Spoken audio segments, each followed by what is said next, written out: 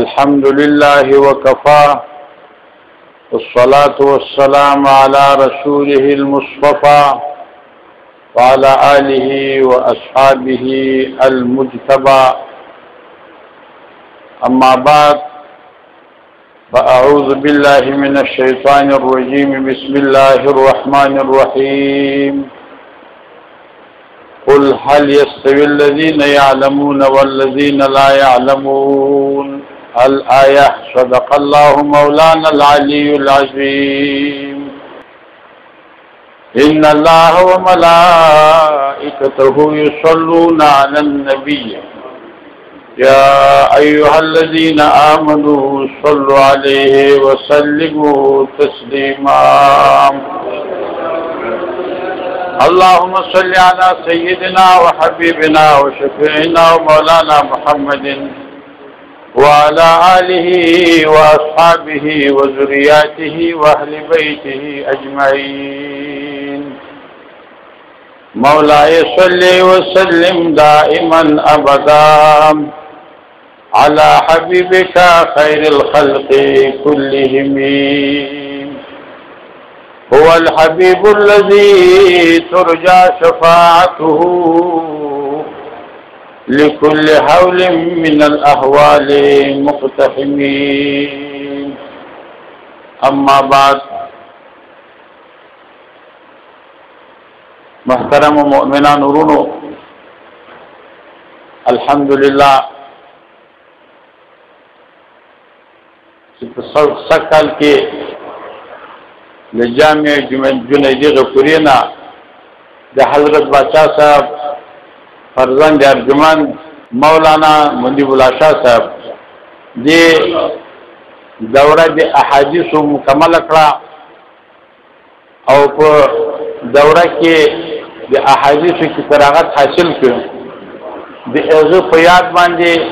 او د هغه د حوصله افزایی لپاره او د جناب محترم بادشاہ صاحب د دې ټول کورنۍ دی مبارکي لپاره دا یو محفل جوړ شوی دا الله جل وعلا شانه دې په دې محفل کې بشمار برکات نازل کړي او پروردگار دې بادشاہ صاحب په دې فراغت کې بهترین کمالات حاصل کړي په دې ارتباط باندې خبرې کول پکار دي یو څو خبره تاسو کوم الله جل وعلا شانه دې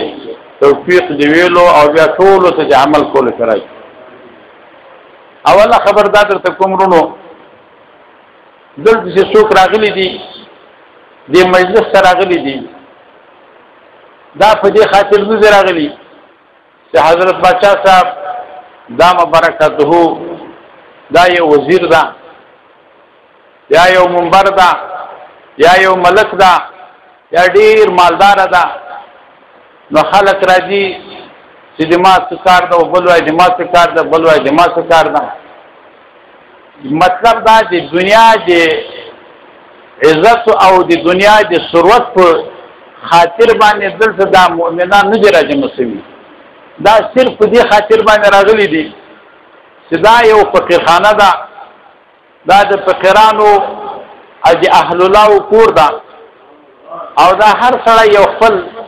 عقیدت لري دې سره او دا فکر لري چې موږ ته خو بادشاہ صاحب الله جل وعلا شان دې په عمر کې ډیر برکات نازل کړي دا یو لوی بزرګ نیک ځای مقتدا او موږ راغلیو چې دای لخپل هغه خدای دې دعا قبول کړي لخپل قبول دعا نه مغیر نه کړي هر وخت موږ دې په دعا کې شامل یو چې دې دعا په برکت باندې الله جل وعلا شانو دې مؤمنانو مشکلات حل او حدیث شریف کې راغلی دی حضرت رسول اکرم صلی الله علیه وسلم فرمایي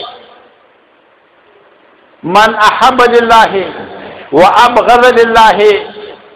وآتى لله ومنع لله فقد استكمل الايمان صحیح حدیث دی امام ابو داود نقل کړی دی حضرت رسول اکرم صلی الله علیه وسلم وايي څوک چې چا سره مینه کوي او صرف دی الله لجاته کوي صرف دی الله لجاته لکه الحمدلله موږ له مؤمنانو سره له اولیاء سره له بزرګانو سره د صحابه کرامو سره د نیکانو سره سیمینه کو دا الحمدلله دی الله لجاته په دعا کې ډیر مؤمنان دي صحابه کرام یادي په دعا کې مؤمنان تابعین او تابعین یادي حضرت اویس قرنی رحمت الله تعالی علیه یادي دا نور بزرگان تیر سوی دي شیخ عبدالقادر جیلانی پیران پیر صاحب رحمت الله علیه دا یادي مجدد البشانی رحمت الله علیه یادي نور بزرگان دین یادي د دې سره خو دې موږ بالکل د قومي رشتہ نشته نه بل معامله مستو سره هغه ډیر مشکل تیر سوی دي او چې موږ د امین او محبت سره کو او دا یادو نو دا یاد دې موږ دوی را دا دعا دې موږ دوی لرا دا صدقه دې موږ په دوی شي دا ان شاء الله صرف دې الله لجاته دا دې الله لجاته او موږ الحمدلله د کافرانو سره شدید بغض لرو په دې کافرانو کې یو لوی کافر تیر څه د فرعون علیه اللعنه د دې سره دې موږ بغض ده چې کله موږ دا ذکر کو نو موږ وای علیه اللعنه یو کافر تیر څه ده نمرود چې کله ذکر کو نو موږ سوایو علیه اللعنه په دې الله لعنت وي یو لوی خبيث کافر تیر څه ده د اسلام عظیم دشمن ابو جهل موږ आवाज کو چې کله د ابو جهل ذکر وسی نو موږ سوای علیه اللعنه دا د الله لوی دشمن ده ابو لهب د الله لوی دشمن ده شیبه او عتبه د الله لوی دشمنان دي او موږ علیهم اللعنه وایو دا د څه لجاته وایو دا صرف بغض الله ده الله لوجه دا بجسو دا د الله دشمنان دي د دین دشمنان دي د رسول الله صلی الله علیه وسلم دشمنان دي نو د موږ دشمنان دي او بل حدیث کې راځي رسول کریم صلی الله علیه وسلم وايي څوک چې ورکړي یو چاته یو ورکړه یو چاته څورتي او صرف د الله لجاته ورتي لکه بعض کسان دي نیکان بزرگان یو سره څوک امداد کوي اته کې هغه کسان ابو بزرگان نیکان څه کوي اخر دې لجاته د نیک خلک دې لجاته ورتي یا چاته څلور کې دې لجاته پیدا مې بدې شي د الله لجاته نو چا کې دا څلور صفات موجود وي نو رسول اکرم صلی الله علیه وسلم فرمایي چې دا څه ده فقط استکمل الايمان د ایمان کامل او څوک چې ایمان کامل کی هغه د الله دوست ده څوک چې د الله دوست جوړ شي هغه به د جنت دی نو دلته لازم موږ نه صفاسته ان شاء الله دا د الله لجاته دا د دې لجاته ده چې دا یو فقیرخانه ده دا د آل د حضرت رسول الله صلی الله علیه وسلم دي دا علما دي دا مؤمنانو ته فائدې رسوي په دې خاطر باندې دلته دا مؤمنان جمع کیږي نور هیڅ مطلب نشته نور هیڅ مقصد نشته په دې باندې با الله ډیر اجرونه ورکړي عزیزانو چې خپل څنګه نیتمي حدیث کې راځي رسول اکرم صلی الله علیه وسلم وایي چې الله توای الله جل وعلا شان فرمایي انا على ظن عبدي بي الله وایي چې د ما بنده په ما باندې څنګه ګمان کی زما چې کوم نو چې نیت برابر وي په خینه سره کار برابرېږي اسی د موږ استاد محترم مشهور شاه منصور بابا جی رحمت الله علیه یو واجبہ قصه وکوله دا قصه لګواوري د چا خپل نیت په خپل نیت کې خبره ده و یو سړی دی حضرت موسی علیه السلام په لار روان ده یو سړی دی یو شپونکی ده دا قصه دی غدا دا غدا قصه کړې ده نو یو شپونکی ده هغه چیغي وي سی پروردګاره ته بچیرې ما سره خدای شدید او فیدې صدا مې درکړې وای ای پروردګاره ته بچیرې چې ما سره لګوړې دا مې درکړې وای ای پروردګاره ته بچیرې چې ما دې ستا خدمت کړې وای دا خبره دا आवाजونه موسی علیه السلام دا خبره واورېدې نو موسی علیه السلام څور ته وای وای ای سره دا څه ویلې دا ټول هغه خبرې دي چې په دې باندې سړی کافر کېږي کنه نو سړی ډېر سخت پاسو چې ویلې چې دا نو کار وکړ ما خو د الله سره مینه وا او الله جل وعلا شانه زه مخالف واقع شوم د الله ګناګار شوم او موسی علیه السلام ته الله تعالی جل شان سوئی اے موسی علیه السلام حاصل دادا تو برای وصل کردن آمدی نه برای فصل کردن آمدی تا څوک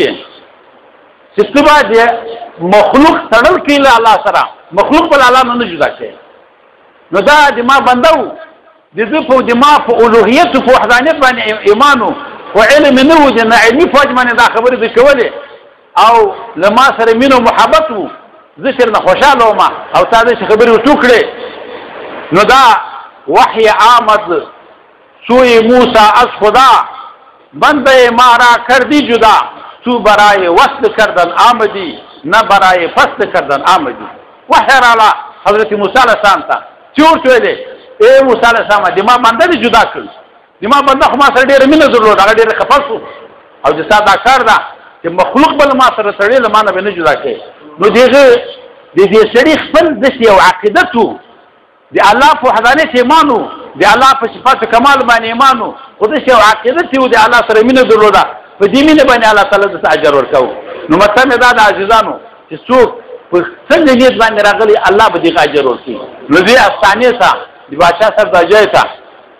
که په دې نیت راغلی چې دا اهل الله دي دا یو ملنګخانه ده دا یو فقیرخانه ده دا اهل رسول ده علیه الصلاة والسلام په دې نیت ورځمه چې ما ته الله اجر راکړي الله به ټول ته اجرونه ورکړي او که بل نیت یې خدای دې وساتي نو بیا به هېڅ ثواب نه وي نو دا یو راتګ د بهترین راتګ ده یو حدیث کې راځي یو مشهور بزرګ تیر شوی ده تابعي ده ابو مسلم خولاني ورته وایي دی وایي زه مدینې منورې ته لاړم په مسجد شریف کې ولیدل چې صحابه ناست خپل منځ کې خبرې سره کوي خو په دې کې یو صحابي ناسته غنم رنګ دی تورې سترګې دي ډېر حسین و ښایسته د صحابو منځ کې خبرې کولې خو کومه خبره به چې مشکله واقع شوه بیا به ده ته وکتل هغه به ورته ویلې زه چې وایي وایي ما ورته ویلې دا څوک ده ویل دا حضرت معاذ ابن جبل رضی الله عنه ده د مانځه ټیم راغی مونږ زموږ کوشش مې وکړ چې دوی سره ملاو شم مانځه له وروسته مې څوک ونه لیدل غرمه کې راغلم مسجد شریف ته چې ګورم حضرت معاذ ابن جبل رضی الله تعالی عنه دا د یو پایې څنګ ته ولاړ د مونځ کې زه مو سره ودرېدم مونځ مې شروع کړ نو حضرت معاذ صاحب پوه شو چې دې سړي ما سره څه کار نه حضرت معاذ رضی الله عنه لمانځونه خلاص ما ته انتظار وکړ وایي زه چې کله لمانځونه خلاص شوم ورته وړاندې شوم ورسره کېناستم ورته وایم ای معاذ صاحبه رضی الله تعالی عنه د تا سره مې انتهایي محبت و مینه ده ما ته ډېر ګران دي خو ګوره دا د خپلپلي په وجه باندې نه ده داسې نه ده چې د ما خپل یې ته د ما قریب یې ته د ما قومي یې دا د ما تا سره ډېره مینه ده دا په دې لحاظ نه ده چې زه تا نه صله رحمي غواړم دا صرف دا مینه مې د الله له جاته ده تا سره د الله له جاته نو حضرت معاذ بن جبل رضی الله عنه ما ته ویلې و ای ابو مسلمه که تی په خپلې خبرې کې صادق یې نو دا خبره لږ واوره د ما له حضرت رسول الله صلی الله علیه وسلم دا اورېدلې دي رسول اکرم صلی الله علیه وسلم وایي المتحابون فی الله على منابر من نور في ظل العرش يوم لا ظل الا ظله وای ګوره دا خبره زده کړه هغه کسان چې خپل منځ کې مینه سي او شرک د الله له ذاته کوي نو حضرت رسول الله صلی الله علیه وسلم وایي هغه کسان چې خپل منځ کې د الله په خاطر مینه کوي د الله په خاطر نو دا په قیامت کې چیرته وي علی منابر من نور دا په کرسۍ باندې ناستي چې کرسۍ به هم کرسۍ د نور وي د نور یو خدای عزت ګوره بل دا عزت تحت عرشه لاندې له سوري د تحت ذل عرشه لاندې له سوري د عرش عظیم لاندې به ناستي یوم لا ذل الا ذله په ورځ کې چې په ورځ کې بل سوري نشته غیر د سوري ورځ قیامت ډېره ګرمه ده ډېره سخته ده ډېر مشکلات دي الله تعالی جل شانه قرآن پاک کې وایي یوم یفر المرء من اخیه و امه و ابیه وصاحبته وبنیه دا ډېره خطرناک ورځ ده کنه خو په ورځ باندې به الله دا متحابین ثلاثه دا دومره کمال ورکړي په منابر او کرسۍ د نور بناسي او لاندې د عرش عظیم لاندې بناسي نو چې الله تعالی جل شانه دومره اعزاز ورکړي نو دا الله تعالی جل شانه دا انسانانو جنت داخلوي